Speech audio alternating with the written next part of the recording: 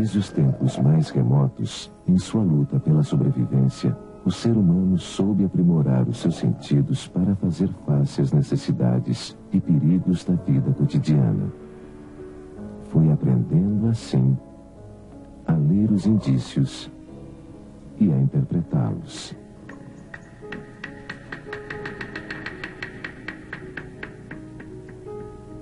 Indícios que foram muitas vezes reproduzidos pelo homem primitivo, como esses realizados há 10.000 anos atrás em São Raimundo Nonato, no Nordeste brasileiro. Feitas com intenções ainda não totalmente compreendidas pelo homem moderno, foram estas as primeiras manifestações do ser humano na tentativa de fixar aspectos do mundo em que vivia, em um suporte situado fora do seu próprio cérebro. A pedra. Uma mulher dando à luz. Uma cena de caça. Desenhos ainda muito distantes dos primeiros pictogramas que, milhares de anos mais tarde, iniciaram em nossa história uma intenção expressa de comunicação. Nestas primeiras tentativas, um pictograma assim não assegurava uma mensagem precisa. Poderia comunicar: caçamos um tatu. Ou foi o dia em que comemos tatu. Ou ainda, o tatu tem medo de nós. E uma infinidade de outras leituras possíveis. Muito tempo passou até que nossos ancestrais descobrissem uma nova forma que viria ampliar consideravelmente suas possibilidades de uma comunicação mais precisa. Representar nos desenhos não mais acontecimentos, mas a própria linguagem. Representar palavras na ordem que eram faladas. Assim, o pictograma primitivo pôde evoluir para homem, caça, tatu. Para cada desenho, um significado, o que possibilitou, com o tempo, a inclusão de desenhos que tornavam mais clara a mensagem. Se 3 tatus fossem caçados, teríamos homem, caça, 3 tatus. Separando cada elemento de acordo com seu significado e tendo como referência a estrutura da língua falada, esta forma de representação começou a ser utilizada por diferentes civilizações em diferentes épocas. Os sumérios, há 5.500 anos, criaram estes pictogramas para as palavras boi, montanha, sol, estrela, homem, mulher e muitas outras.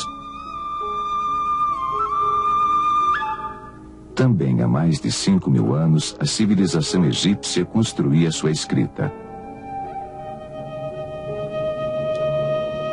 Água, sol, pato, homem, mulher. Construindo um sistema com mais de 600 pictogramas. Na Ásia, 5 séculos depois dos egípcios, os chineses criavam os pictogramas que dariam origem à sua escrita. Água, sol, mulher, homem e outros. Em cada pictograma, um significado. Com o crescimento das cidades e das atividades comerciais, cada povo privilegiou um tipo de material como suporte para formas mais rápidas de escrever.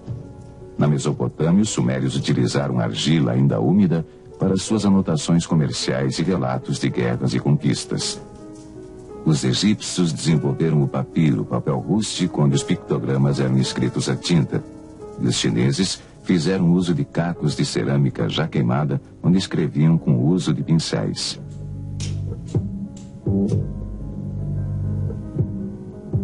Com o uso mais frequente da atividade de escrever, os sinais foram pouco a pouco perdendo analogia com os referentes de origem. O pictograma boi, criado a partir de uma representação esquemática da cabeça do animal, teve esta evolução na escrita suméria.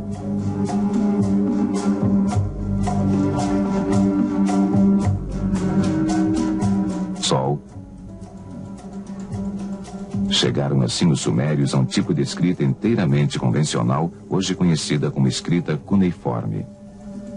Nela não se reconhecia mais o significado pela semelhança com a coisa representada. A forma convencional tinha agora que ser ensinada por alguém que já a sabia. O mesmo ocorreu junto a outras civilizações. Um exemplo egípcio é a evolução do pictograma que designava a palavra jarro. Uma dificuldade que há muito tempo limitava o uso da escrita pictográfica era que somente uma parte da linguagem podia ser representada através deste sistema. O pictograma mulher, por exemplo, não era suficiente para representar todos os significados possíveis dentro do conceito mulher. Um primeiro passo para escapar a essa limitação foi a junção de duas unidades de escrita para representar uma terceira. Assim, mulher mais o pictograma manto passa a significar princesa. Mulher mais montanha, uma referência aos montanhosos países vizinhos, passa a significar estrangeira. E com o pictograma estrela, divina. Como outros povos, os chineses valeram-se deste mesmo processo. Um exemplo é mulher, mais mulher, significando discussão. Procurando ampliar as possibilidades do sistema, a escrita pictográfica utilizou também a representação de gestos, como o egípcio, ir e vir. E outros tipos de analogia, como em sumério, a junção do ovo ao pictograma pássaro, para significar filho ou filha. Entretanto, continuava impossível representar nomes de pessoas ou lugares e palavras abstratas como vida ou morte. Uma nova maneira de escrever surgiu quando a escrita começou a representar não mais os seres, as ações ou os objetos, mas a representar o som da fala. Um exemplo desta passagem do pictográfico para o fonográfico foi o uso fonético do pictograma sumério Ti, flecha. Ti, em sumério, também queria dizer vida, e um dia as regras do sistema foram rompidas e alguém usou o pictograma flecha para significar vida, uma vez que tinha o mesmo som, Ti. Para isso criou a convenção de que Ti, precedido do pictograma homem, passaria a significar vida. E Ti, precedido do pictograma madeira, continuaria com seu significado tradicional, flecha. A partir de então, o leitor já não tinha na escrita diretamente um significado. Ele tinha a representação do som Ti, que poderia significar flecha ou vida. O mesmo processo ocorreu no Egito. A palavra Sa, que significava pato, significava também filho.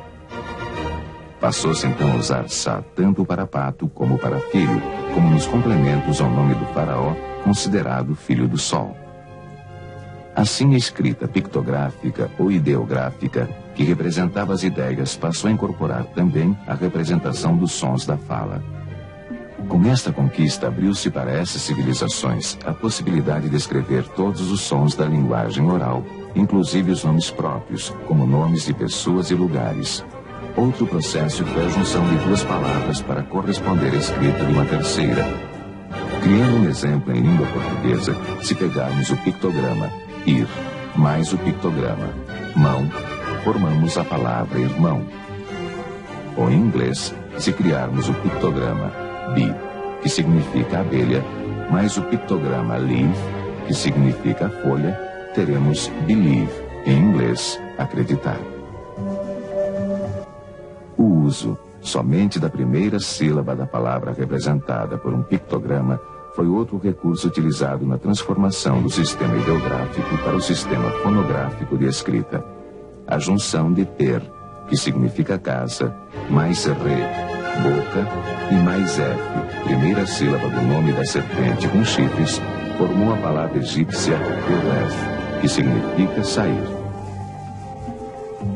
O novo sistema foi adotado por muitos povos. Os habitantes da ilha de Creta, ao expressarem a língua grega, transformaram todos seus pictogramas, que eram ideográficos, em valores silábicos. Tempos depois, no Oriente, o povo japonês apropriou-se de ideogramas chineses para construir sua escrita silábica. Os ideogramas chineses paz, somar e limite maior passaram para o japonês como as sílabas A, K e I, formando a palavra a Akai, que significa vermelho.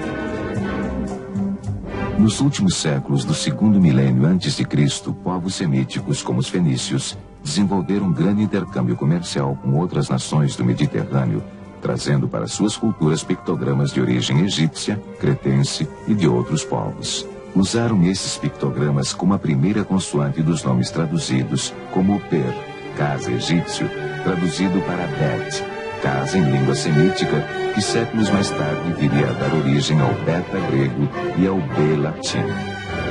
Também o Daba semítico, significando a porta da tenda, deu origem ao delta grego e ao D latino, passando a maioria dos caracteres hoje conhecidos por esse processo. Os fenícios, como os egípcios, escreviam apenas as consoantes que adquiriam um valor silábico, onde as vogais eram deduzidas do contexto em que estava a palavra. O nome do rei Davi em hebraico, embora grafado apenas com as consoantes, era lido Davi, no sentido de leitura inverso ao nosso. E finalmente, por volta do ano 800 a.C., os gregos, conhecendo a escrita consonantal fenícia, nela introduziram a escrita das vogais, conseguindo assim representar separadamente todos os elementos que compõem uma sílaba. O homem chegava ao alfabeto. A escrita alfabética acompanhou o nascimento de novas civilizações e países, permanecendo basicamente a mesma até os dias de hoje.